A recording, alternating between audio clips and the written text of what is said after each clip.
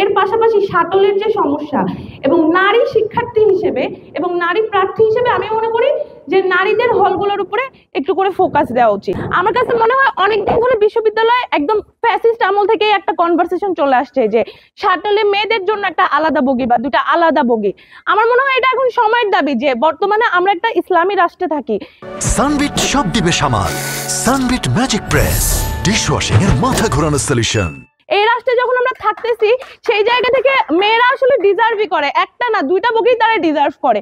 অনেকেই থাকে যে বাচ্চাদেরকে নিয়ে আসে বা বিভিন্ন ধরনের বিষয়াদি থাকে। আমার কাছে মনে হয় মেয়েদের জন্য যোগাযোগ ও আবাসনের মধ্যে আরেকটা বড় কাজ হইতে পারে যে আমাদের বিবাহিত আপুরা যারা থাকে, অনেকের বেবিস থাকে, তাদের জন্য একটা ডে কেয়ার সিস্টেম চালু করা। এক, দুই হচ্ছে বেবি ফিডিং এর জন্য ফ্যাকাল্টিতে হলে বিভিন্ন জায়গায় হচ্ছে যে জায়গায় স্থাপন করা। দুই তিনটা দিয়ে শুরু করা উচিত, পরবর্তী সময় এটা বাড়ানো উচিত। দ্বিতীয়ত আমাদের একটা ডেমো ট্রেন্ড ছিল, আমি শুনছিলাম বিশ্ববিদ্যালয়ে ঢোকার সময়, সেটা এখন আমি জানি না কোথায় আছে। ঠিক আছে, এটা নিয়ে আমার মনে হয় যে মানে আমি যদি নির্বাচনে আসি তো আমি এটা নিয়ে আমার প্রশাসনের সাথে কথা বলবো এবং আমি এই বিষয়ে জানতে চাই যে আমাদের ডেমো ট্রেন্ডটা কই, সেটা চালু হচ্ছে না কেন।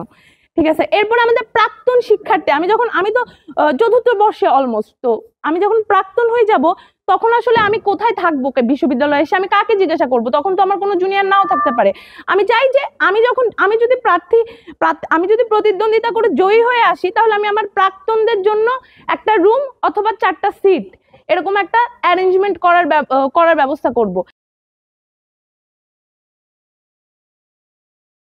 সানবিট সব দিবে সামাল। সানবিট ম্যাজিক প্রেস ডিশওয়াশিং এর মাথা ঘোরানো সলিউশন।